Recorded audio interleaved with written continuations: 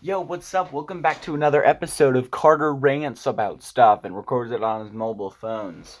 Welcome. Okay, so I'm going to start off right off the bat, alright, because this video is going to probably get a lot of dislikes, though this opinion is becoming very popular. First thing I want to say before I start talking about my problems with the MCU Spider-Man or all that, any of that stuff, first of all, I want to say we have a lot of we still have that thing where people are disliking a lot of my videos, and it's happening on every single video. So if you like this video, you enjoy watching it, and you enjoy me as a person, and you want my channel, see, normally I wouldn't care, but like I've said, that affects my channel getting out there, and I really do want to go out there and make it in this world.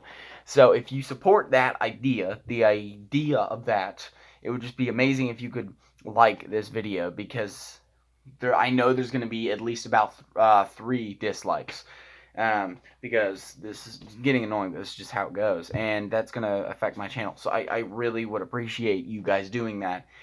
That would mean a lot. Also, if you're new, please subscribe, turn on notification bell. I think most of you guys have that. Okay, second point that I want to make is this is not a hate.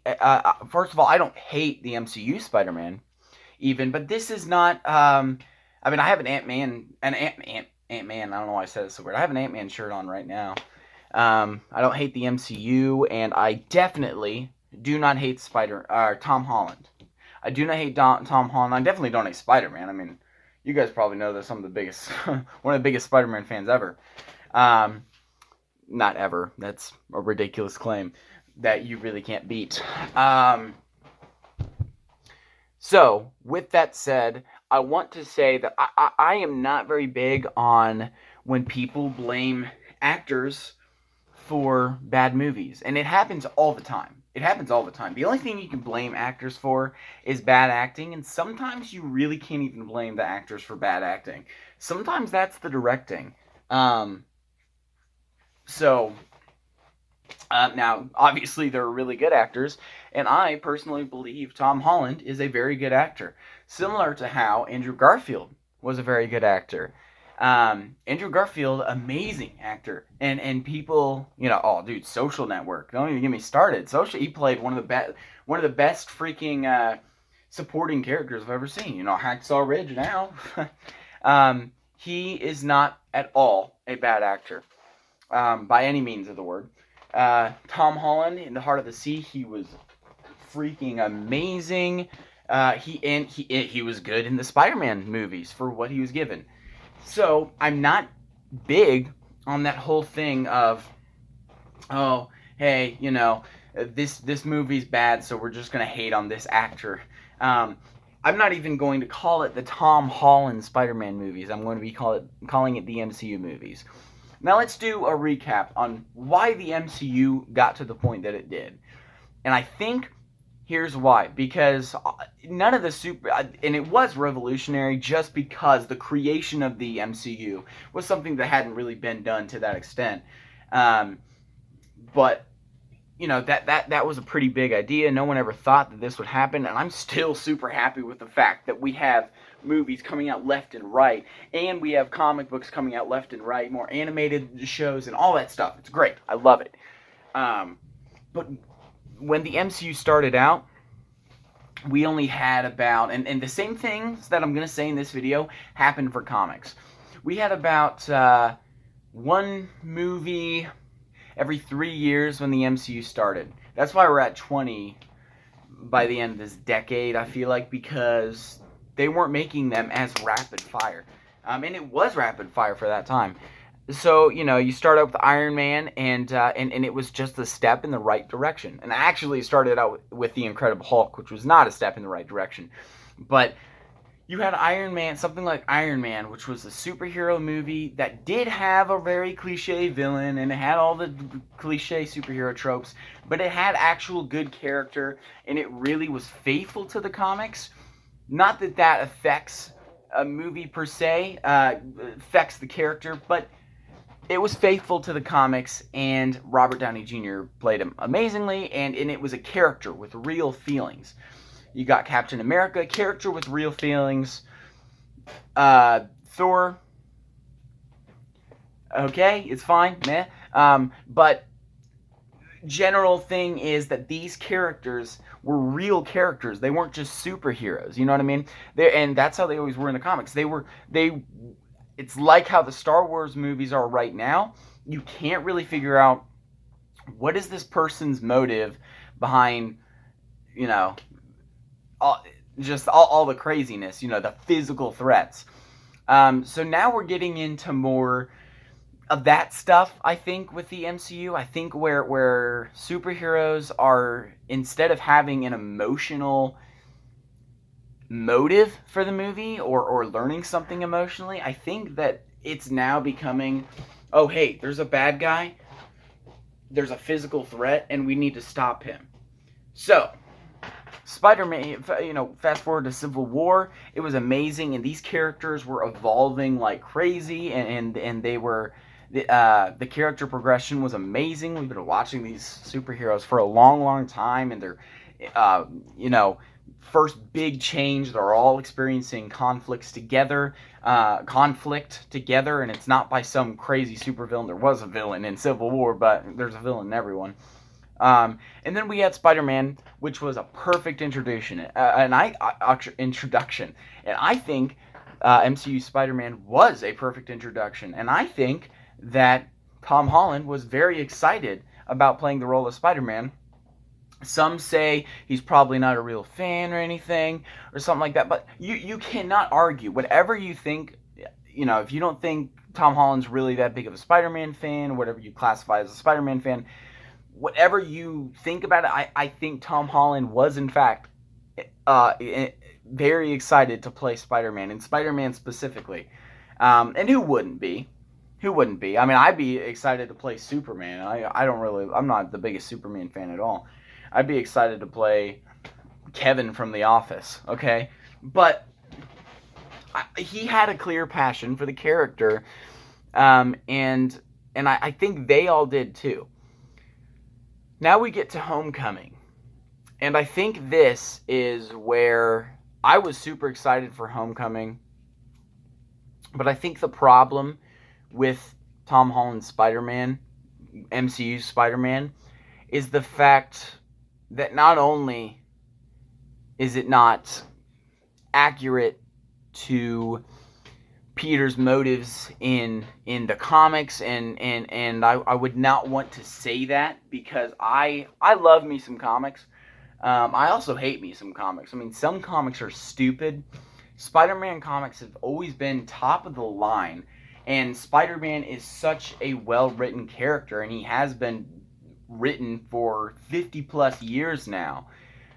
So when you make something like The Amazing Spider-Man, or Spider-Man Homecoming, or Spider-Man Far From Home, when you make a new mainstream version of that character, I think you do kind of have a responsibility to make it, at least the motives and the character, accurate to the comics. And I'm not into that whole thing, because the thing is, and I'm not the biggest Thor fan. I've read a couple Thor storylines throughout my life, but I liked Thor in Thor Ragnarok. I think that worked so well, and I think that, I'm not excluding Fat Thor. I'm just saying, particularly Thor Ragnarok was perfect. They had it perfect. It was not comic accurate at all. So I'm not big into that whole, it has to be comic accurate for it to be good.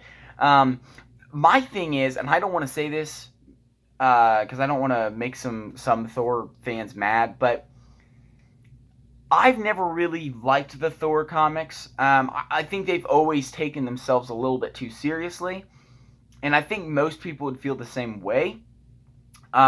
So I think it was a nice change, and it was completely inaccurate to the comics. But here's the thing: is I think they did something right there. And Thor is not, the thing is, Thor is not as iconic as Spider-Man is, and I don't think you can change Spider-Man's personality. And I think what they changed, the motives that they changed, is, first of all, I don't want to say Uncle Ben here. He is important for the character of Spider-Man, especially for an origin coming of age story like that. But death. He's dealt with death now 2 times. Uncle Ben never got into it at all. Totally ignored it. I mean, you can't tell me that he didn't get over that, or that he just got over that like super fast. He learned how to be Spider-Man in Spider-Man Homecoming, and he's already over Uncle Ben's death. That comes with Uncle Ben's death, because see the thing is, whether you like Uncle Ben or not, whether he gets annoying to you or not, Uncle Ben was his father figure. And people just wanted to get rid of him. People didn't want Uncle Ben in there, and so Marvel was just basically like, okay, you guys don't want Uncle Ben, so let's just replace him with Tony Stark. And here's the thing, it's the same thing, okay? Because now they're replacing Uncle Ben, which is a much better father figure to lose than Tony Stark. And Tony Stark isn't dead. And the part of the thing that was so hard about Uncle Ben's death for Peter, he didn't know it was coming, and it was his fault. It was Spider-Man's fault. When, spoilers, I mean, I don't know, haven't seen in Endgame, but spoilers for Endgame and everything. So you've been warned. Tony Stark's death wasn't Spider-Man's fault. They never discuss Uncle Ben's death. And on top of that, even just some sort of motive, some consistent motive for Spider-Man would be amazing for this character. And I think even after Homecoming, I think they could have fixed it. But they didn't. And actually, I like Homecoming a lot more than I like Far From Home. I'll tell you that much. They didn't fix it. With Homecoming, there was already an inconsistent motive. I didn't know what was his motive, why was he wanting to be... Because I think the thing was that he was wanting to be Spider-Man, and I think he just keeps wanting to be Spider-Man. Now, the thing about Ultimate Comics, okay? Ultimate Comics, these are my favorite comics right here. I mean, this is my stuff right here. I mean, I love the Ultimate Comics. The Ultimate Spider-Man comics are amazing, and they are, in my opinion, one of the best comic book series to ever exist. And they have a teenage Spider-Man, and I've heard a lot of popular opinion, because it's getting more of a popular opinion to hate the MCU Spider-Man. And everyone's like, oh, you don't need him a teenager. Teenager Spider-Man sucks. I don't think he does. Ultimate Spider-Man, not just me that considers it one of the best Spider-Man comic series, let alone comic series. Many people consider those to be one of the greatest Spider-Man comics series and one of the greatest editions of Spider-Man. I think Teenage Spider-Man works. I think it does just as well as adult Spider-Man works. This new Nick Spencer Spider-Man run is a great example of adult Spider-Man. Just like Spider-Man PS4 is a great example of how adult Spider-Man works as well. Here's where I think the real difference is, though. I think adult Spider-Man, there's more problems, and I think not problems. I think there's more consequences to his actions. But with the consequences to his actions, I think it's easier for him to just say, okay, I'm going to deal with these consequences, and I'm going to put on the mask. Because the thing with Peter Parker is, and this is the thing that Spider-Man Homecoming struggles with, and the MCU Spider-Man struggles with, Spider-Man is a curse. Spider-Man is basically a big zit on your back that is ridiculously big, and it's literally like hurting you so bad. But that every day that you don't cut that zit off, like 1,000 people live, or it saves people. That's a super weird comparison, but literally, like Spider-Man, Peter hates Spider-Man. Downright, like Peter hates Spider-Man, and he ruins his life. And you experience that with the best editions of the best versions of Spider-Man. Ultimate Spider-Man, he literally hates being Spider-Man, and like it stresses him out so much. I have never felt so stressed as a reader, with Ultimate Spider-Man.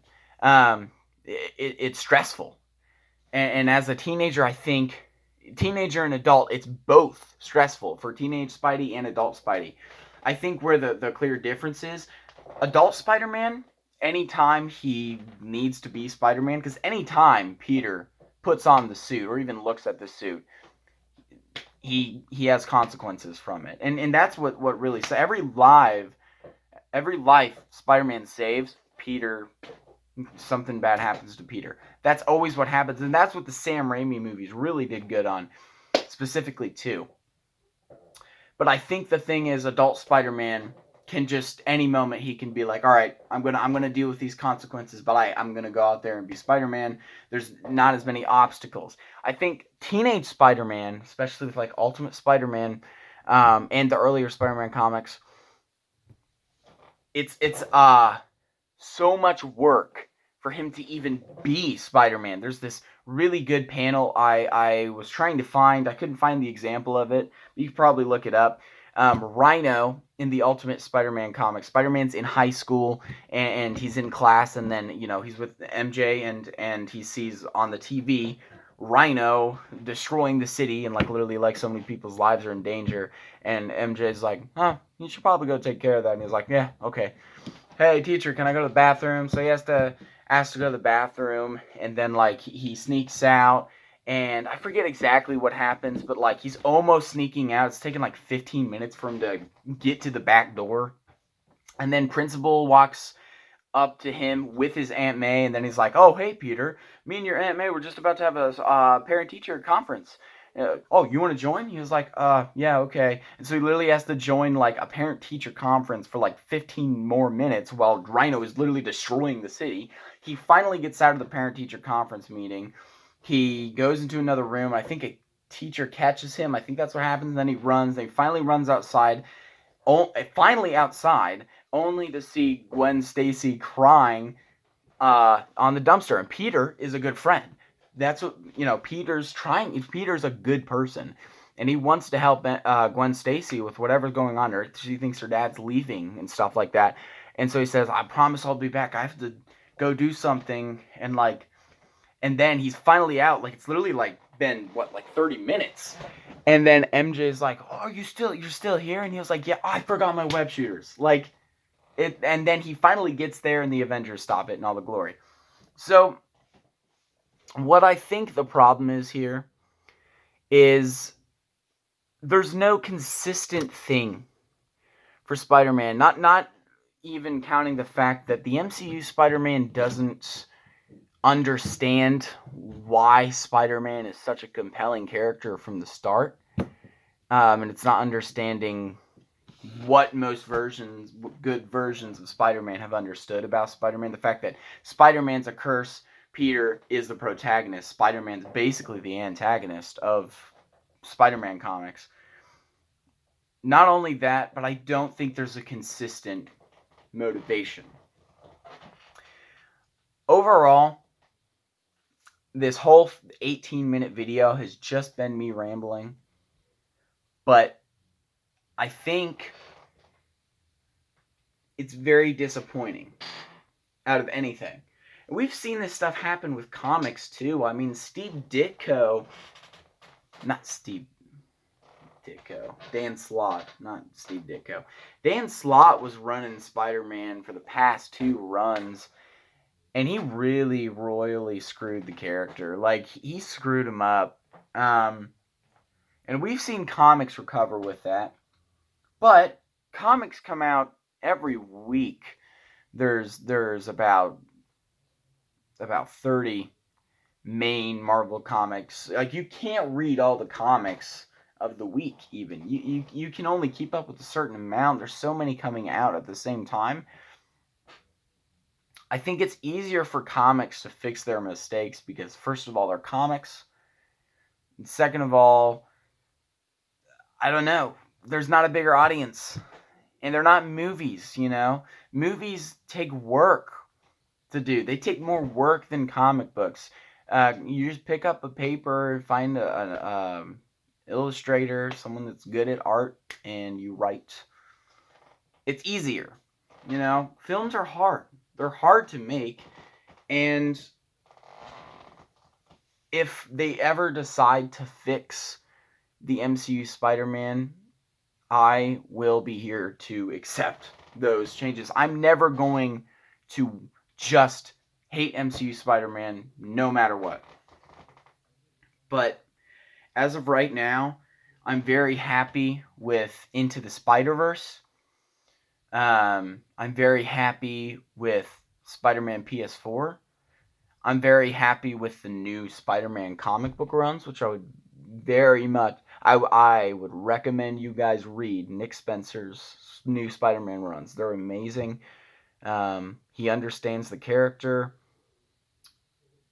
and I would be okay with the MCU Spider-Man kind of continuing along with whatever it's doing.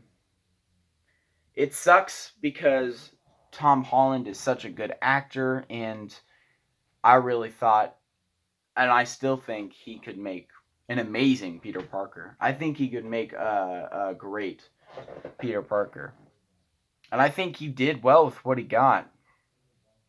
It's just the directors and the producers, I don't know. I think they're playing it a little safe. And they're not really understanding what the reason why we like Spider-Man. Most hardcore Spider-Man fans don't like Spider-Man. That's what I've come to the conclusion to. I've always known it. I don't like Spider-Man. Spider-Man's kind of the villain, like I said. Peter is the person that we like. And Peter is constantly being destroyed. His life is being torn apart by this curse of being a superhero. But he knows that it's the right thing to do. I'm not crying. I have something in my eyes. I just some skin came into my eye or something. He knows that it's the right thing to do, and the right thing to do always tears your life apart. It's just kind of how it goes. The wrong thing to do is always easy. The right thing to do is always hard. So that's what I take away from all of the tragic things that have happened to Peter Parker, which they have. And no matter how much Peter Parker tries to go away from Spider-Man, he can't. It doesn't happen. And he will never forget about his Uncle Ben's death, because he deals with death very torturely. It's torture, and it hurts him very, very badly. But look at how much good he's done from the way he deals with that. And the way he deals with death, by the way, is never forgetting. And he's dealt with a lot more death than Uncle Ben, believe me. He chooses to hurt himself in exchange for the lives of others. And that includes never forgetting deaths that were caused by him. So that's what I take away from the character of Peter Parker and Spider-Man. And let me know what you guys take away from the character. These are all opinions, and I really do want to see Tom Holland play a good Spider-Man at some point. But I just don't think it's going to happen. From Far From Home, I think there's just too much history for cinema to fix. So I'll be looking forward to Into the Spider-Verse. I'll be looking forward to the future dude, thank God I'm a Sony pony, dude. I'll be looking forward to Spider-Man PS5 and Spider-Man Miles Morales. With that said, Thanks for watching. I don't know what this video is about, but I'm glad to post content, more content about Spider-Man, because I haven't really talked about Spider-Man for a long time. So I'm still a Spider-Man fan, diehard Spider-Man fan until the very end. That's it for the video. So I'll see you guys later. This was so long. This is 25 minutes long. If you guys watch this whole thing, comment that, because like you're a G, like for real. You're getting subscribed to if you watch this whole entire. I'm serious. You're getting subscribed to if you watch this whole entire thing. All right, konnichiwa. Goodbye.